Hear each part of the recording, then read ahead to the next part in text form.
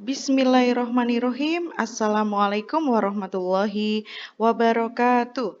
Good morning, my students. How are you today? I hope you are fine and healthy. Baik anak-anak, alhamdulillahirobbilalamin. Akhirnya bisa mendengar kembali suara dari Ustazah ya. Setelah 1 minggu yang lalu kalian mengikuti penilaian tengah semester kedua. Nah, baik anak-anak. Di pagi hari ini Ustazah akan sedikit mengulas kembali di tema 8 khususnya di subtema 3, daerah tempat tinggalku. Nah, kali ini di subtema 3 kita akan belajar mengenai keberagaman karakteristik individu. Apa itu karakteristik? Karakteristik adalah ciri khas yang dimiliki seseorang dan belum tentu dimiliki oleh orang lain. Nah, tentu kalian masih ingat, Indonesia adalah negara kepulauan. Kenapa disebut dengan negara kepulauan? Karena banyak sekali pulau-pulaunya. Nah, masyarakat Indonesia merupakan masyarakat plural atau majemuk. Artinya masyarakat Indonesia terdiri atas beragam karakteristik yang berbeda antara masyarakat yang satu dengan masyarakat yang lain. Masyarakat Indonesia memiliki karakteristik yang beragam. Setiap suku mempunyai karakter dan kebiasaan yang berbeda-beda.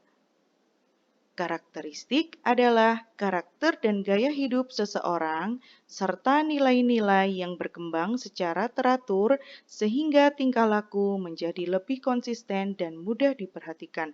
Atau untuk lebih sederhananya buat kalian, karakteristik juga berarti ciri atau karakter secara alamiah yang melekat pada diri seseorang.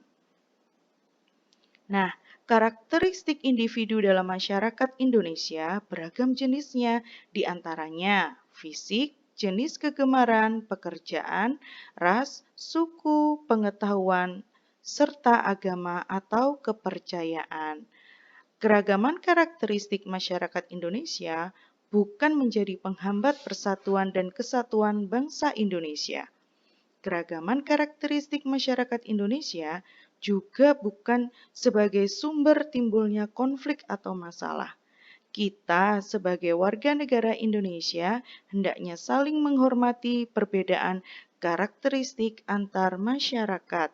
Nah, dari sini tentu ada juga manfaat dari keragaman karakteristik masyarakat Indonesia. Manfaatnya apa saja? Nah, yang pertama, dapat belajar saling menghargai karakter setiap individu. Yang kedua, dapat bersosialisasi. Yang ketiga, belajar toleransi. Keempat, saling melengkapi sesama individu. Dan yang kelima, hidup rukun dalam masyarakat. Nah, itu adalah contoh dari 5 manfaat atas keragaman karakteristik masyarakat Indonesia. Nah, setelah kita belajar tentang keragaman karakteristik masyarakat Indonesia, nah kita tentu masih ingat dengan tokoh. Nah, tokoh itu apa sih? Dalam sebuah cerita kita pasti menemukan yaitu yang dinamakan tokoh. Tokoh adalah orang yang menggambarkan suatu peristiwa dalam sebuah cerita yang diperankan.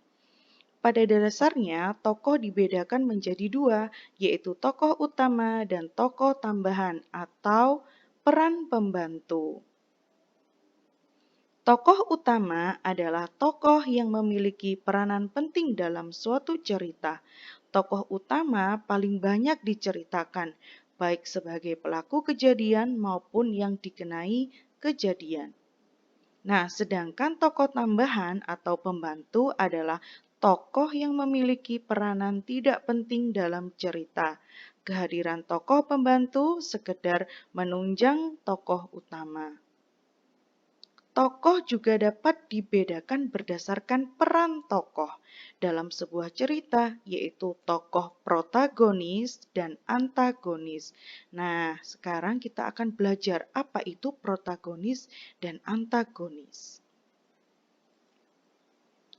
Tokoh protagonis adalah tokoh yang memiliki watak baik sehingga disenangi dan dikagumi oleh penonton maupun pembaca. Protagonis adalah pelaku yang memiliki watak yang baik sehingga disenangi oleh pembaca maupun penonton.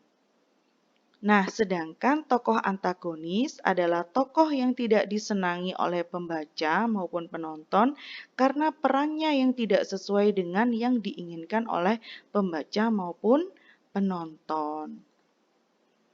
Tokoh antagonis ini menjadi penyebab timbulnya konflik dan ketegangan yang dialami oleh tokoh protagonis. Antagonis adalah pelaku yang tidak disenangi oleh pembaca, yang tidak disesuaikan dengan isi cerita yang dimau atau yang diinginkan oleh pembaca. Atau lebih sederhananya, biasanya Ustazah mengatakan bahwasanya kalau antagonis itu watak yang jahat. Nah, kalau yang protagonis itu yang baik. Itu ya, lebih sederhananya seperti itu agar kalian mudah mengingat. Nah, kali ini Ustazah juga akan mengulang kembali mengenai gaya. Tentu kalian masih ingat apa itu gaya? Gaya adalah dorongan atau tarikan yang dapat menyebabkan benda bergerak atau berubah bentuk. Gaya dapat menyebabkan suatu benda bergerak dan kedudukannya berubah atau posisinya berubah. Awalnya benda itu berada di titik A, kemudian dengan kita geser, benda itu akan berpindah posisi atau berpindah tempat ke titik B. Nah, itu adalah contohnya berubah kedudukannya atau posisinya. Nah, sedangkan apa sih hubungan gaya dan gerak? Nah, ternyata hubungan gaya dan gerak itu menjadikan benda itu berpengaruh atau mempunyai pengaruh. Contohnya adalah contoh pengaruh gaya terhadap benda yang pertama, gaya memengaruhi benda diam menjadi bergerak. Gaya mempengaruhi benda bergerak menjadi diam. Yang ketiga, gaya mempengaruhi perubahan bentuk benda. Dan yang keempat adalah gaya mempengaruhi perubahan arah gerak benda. Nah, itu adalah hubungan gaya dan gerak ya, atau bisa juga dikatakan pengaruh gaya terhadap benda. Nah, itu ya anak-anak ya. Nah, kemudian sudah belajar tentang keragaman karakteristik, tokoh, kemudian dan gaya. Nah, ternyata masyarakat Indonesia itu juga tak lepas dari yang namanya jenis pekerjaan. Ya, pada dasarnya manusia bekerja untuk memenuhi kebutuhan hidup. Itu adalah tujuan manusia bekerja. Nah, kalau Ustazah tanya, apa tujuan dari manusia bekerja? Untuk memenuhi kebutuhan hidup. Nah, kemudian jenis pekerjaan yang ada di masyarakat itu sangat beragam sekali. Namun, pekerjaan-pekerjaan tersebut dikelompokkan menjadi dua, yaitu pekerjaan yang menghasilkan barang dan pekerjaan yang menghasilkan jasa. Ya, itu ya jenis pekerjaan dikelompokkan menjadi dua. Nah, kemudian apa sih pekerjaan yang menghasilkan barang? Pekerjaan yang menghasilkan barang adalah pekerjaan yang menghasilkan suatu barang yang bisa dipergunakan oleh seseorang. Contohnya adalah petani menghasilkan padi, nelayan menghasilkan ikan, peternak menghasilkan daging, susu, dan wol. Wol ini untuk domba ya. Nah, berikutnya, ketika kita sudah tadi mengulang kembali tentang pekerjaan yang menghasilkan barang, nah yang kedua adalah pekerjaan yang menghasilkan jasa. Nah, masih ingat nggak dengan apa itu jasa? Jasa itu adalah sesuatu yang tidak bisa dilihat, namun kita bisa merasakan manfaatnya. Pekerjaan yang menghasilkan jasa adalah pekerjaan yang hasilnya bukan berupa barang, tetapi hasil pekerjaannya dapat dinikmati dan dirasakan oleh orang lain. Contoh pekerjaan yang menghasilkan jasa itu apa, Ustazah? Contohnya ada guru, dokter, perawat, polisi, dan tentara. Ya, itu adalah contoh pekerjaan yang menghasilkan jasa. Nah, sekarang kita masuk pada karya seni 3 dimensi. Dulu kalian sudah pernah belajar tentang ini. Apa sih 3 dimensi? Karya seni 3 dimensi adalah karya seni rupa yang memiliki panjang, lebar, dan tinggi, serta memiliki volume. Volume itu apa, Ustazah? Volume adalah bagian ruang yang bisa terisi sesuatu benda, misalnya air atau yang lain. Itu adalah pengertian dari karya seni 3 dimensi. Nah, kalau mungkin kalian ada yang bertanya-tanya, kalau 3 dimensi itu mempunyai panjang, lebar, tinggi, serta memiliki volume. Nah, kalau 2 dimensi itu apa, Us? Kalau 2 dimensi itu hanya memiliki panjang dan lebar. Contohnya adalah gambar atau lukisan, itu ya. Nah, kemudian kalau contoh dari 3 dimensi apa, Ustazah? Banyak sekali ya. Contoh dari 3 dimensi itu ada guci, ada vas bunga, ada meja, kursi, lemari, lampu hias, dan lain sebagainya. Nah, supaya kita lebih mudah mengelompokkan mana yang 3 dimensi, mana yang 2 dimensi, di sini Ustazah akan sampaikan ciri-ciri benda 3 dimensi. Ciri yang pertama yaitu mempunyai panjang, lebar, dan tinggi. Kemudian ciri yang kedua dapat dinikmati keindahannya dari sudut pandang manapun. Dan yang ketiga adalah memiliki volume. Nah, itu adalah ciri benda 3 dimensi ya.